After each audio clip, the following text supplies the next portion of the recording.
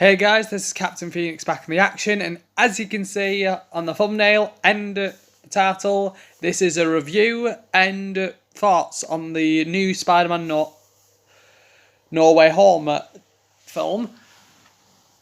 And first up, I gotta say, it was actually a really good film. I'm not gonna lie though, it played everything really well. If I was to give it a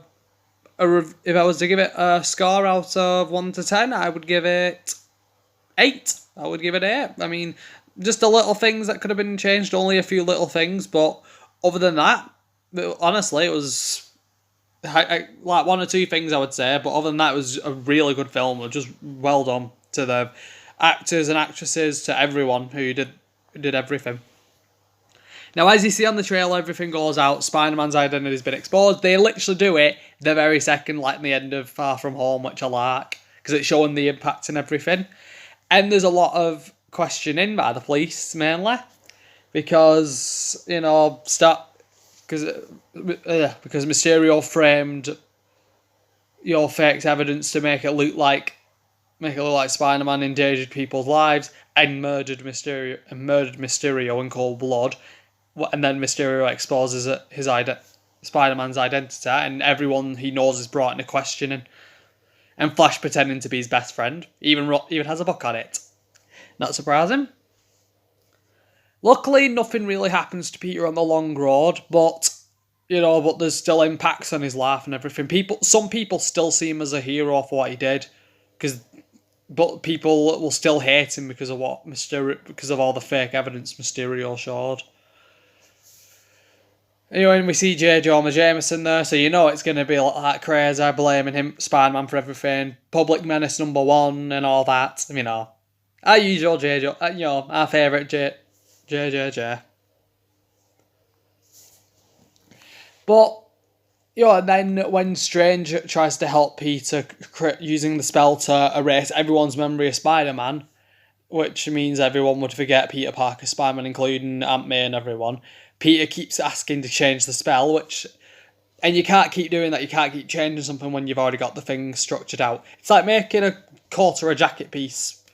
You can't just get rid of fabric the minute you've got the structure done, because if you do, it makes it too tight, it doesn't fit well. It could actually hurt someone, and you could even kill someone.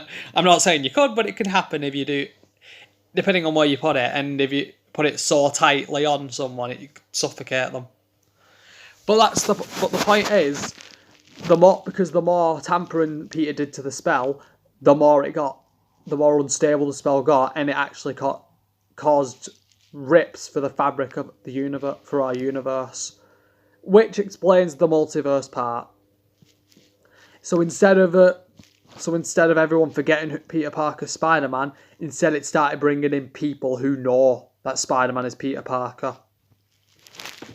And first up, we see Doc Ock straight away, which I'm really happy for. He's my favourite villain, honestly. And the actor for him was just like that. I can't say another word. He was amazing, honestly, and it was amazing on this as well. And one of the funniest part about the whole fight is literally how Spider-Man won when the spider suit's nanotech actually got coated around Doc Ock's arms. It actually gave Peter direct control of the arms, like a network link, which gave Peter full control of the arms, so he was able to move them about, make him do anything he wanted with them. And then Strange concerns him and then asks him, do you know who Spider-Man is? And he says Peter Parker, and then he asks, is that Peter Parker? And he says no, which shows he knows who Spider-Man is, but it's just not his Spider-Man. Because he's from another universe. And I actually do believe in the multiverse, actually, because basically time and space creates another universe. Every decision that has or doesn't happen, and can happen and mustn't happen here, creates that alternate universe where it happens, an infinite set of possibilities, creating an infinity set of possibilities in the universe. Because in each universe, reality can be different. Sometimes only slightly, sometimes, or it could be quite radically different, like in dogs are the dominant species on Earth, or the human race are like fish people. Aliens got discovered in the 1960s. Or, it could be like everyone, men are women and women are men, who knows. But when you see all the other villains and anti-heroes, I call Sandman like an anti-hero because he was robbing, but stealing the money to help pay for his daughter's treatments and everything. And and they all say like certain things happen, and then like before they get defeated or die, and then they show up in our universe. Just about all of them die. Almost all of them die facing Spider-Man, which we know. And when we see Green Goblin, Octavius actually says, because Octavius is after Green Goblin, and he was saying it can't be possible, it's him because he's dead. Which happens because we all know what happens in that universe. And Spider-Man actually tries to help them, like Norman's still there, but there's my mum's dog. We actually got a dog before I left for uni. But Peter wants to help them, like, change what happens. And honestly, I even said it could actually be possible because it's the multiverse. Anything's possible in the multiverse. It's just figuring out how to do it. How do you bend the rules where it doesn't affect the timelines rapidly? So first off, they help Doc Ock. And Green Goblin and Norman actually helped Spider-Man create a new inhibitor chip system to actually help Octavius because of the artificial intelligence in the arms and the inhibitor chip's damage, the arms have control of him instead of him controlling the arms. So all they have to do is basically make a new one that'll just attach onto the damaged one. And when they do that, it works. Octavius is back to normal, which is a good thing. But then Green Goblin took control, and then he caused Aunt May to die, which is terrible because he actually got the little hood thing, which was he actually got an old hoodie and everything, and it looks really cool with the suit and everything. Makes it look almost like a classic Green Goblin, which was really cool. And she says the line, "With great power comes great responsibility." And then we meet the other Spider-Men, which, the first rule is when it comes to Spider-Man Marvel Universe, you can't have the multiverse of Spider-Man without having the multiple Spider-Mans from those universes coming to us. So we get Amazing Spider-Man and we get the Spider-Man. I always say the Spider-Man or the Spider-Man because that's the proper Spider-Man that I grew up with and we all grew up with in the Marvel Universe. And they help Peter out everything because they know what it's like to lose someone they love and everything, and they know the phrase "with great power comes great responsibility." So they each work on a way to help the villains, like cure them. So they work on cures for the last four: Goblin, Sandman, Electro, and the Lizard. If we had one more villain, we could have had the Sinister Six. I mean, come on, that would have been good. Instead, we only got 5, so you could say we got the Sinister 5. Sinister 6 sounds much better. That's maybe drier. But, luckily they all get cured in the end. The containment thing for the spell gets destroyed, and they all start coming through, and Strange can't stop them from coming through. We see Rhino actually as well, which is quite weird. But Peter says to use the spell again, but this time make everyone forget Peter Parker. That way, MJ, the friend, I always call him, I don't know his name, and everyone happy, no one will know Peter Parker ever existed. It works, and MJ and everyone forgot. Peter's living in a new house. Peter's living in like a little flat, and he makes his own Spider-Man suit. And there's it kind of shows there's a new beginning now for Peter. He's probably going to end up working for the Daily Bugle, like we all know that's what happens in the original. And it probably would actually work out for Peter working for the Daily Bugle so it connects to that multiverse part where things are slightly different, but it maintains to the original timeline.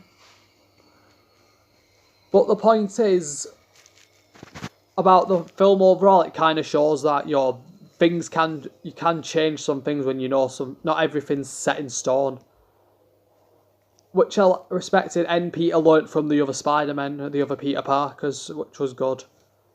They took what they learned and they helped Peter realise that, like, don't kill for revenge, don't go down that path. Because in respect, people can our thoughts, our ideals can change just as quickly as we feel pain and can heal it. Not everything is set in stone, but some things have to happen for a reason. Certain things need to happen for other things to happen for that purpose. Sometimes it's not a good result, but it's all part of how it works in the end, I guess. But overall, I like the message this film showed. It's like, you can't live two lives at once. Like, you have to do what's right, and if you can help people, you've got to help them. If you have the power to do it, you have the responsibility to do it wisely and correctly. There's a description. Yeah, because we got rid of we didn't get rid of it. It was my sister's dog. She gave the dog to a better family. The dog that's like energetic as he is, and then her boyfriend got him back. I don't know why. And then, luckily he's not living with us. And our oldest dog died now. So, my mum, we said we needed a little dog. Right, I'll show you. There's a Lola. We said we were gonna swap for a smaller dog this time, and we got this little rascal. And I'm not gonna lie, I'm not a big dog person. I'm more of a cat person, but she's actually a good dog. She actually is, ain't you? You're a good girl. I like her. Like, she's actually not probably one of the best dogs I've ever had, other than our oldest one. I mean, I didn't really bother with him, but I looked after him in the end. But back to the review, Sarah. Comment down below what your thoughts are on the new Spider-Man, if you've watched it already. One of my family members has watched it now. Some of my family members have already watched it now, just a couple of days ago. I watched it a week ago, and I've memorised, and I've got all this in my head still. So, overall, like I said, it was a really good film. There's not a lot that needed changing. Probably one or two things that could have changed a little. But other than that, honestly, it was an excellent film. I recommend it for people to watch. I recommend it for anyone to watch if you're a Spider-Man fan. So, comment down below what your thoughts were on it. If you would have changed something, what would you have changed? And, if they do another film, which villain should they have for that film? I mean, there's a God knows how many possibilities of what villains could show up on it if they make a new film, which they're probably going to. Probably 2 more films, or 3. I don't mind a few more. But until then, this is Captain Phoenix, over and out.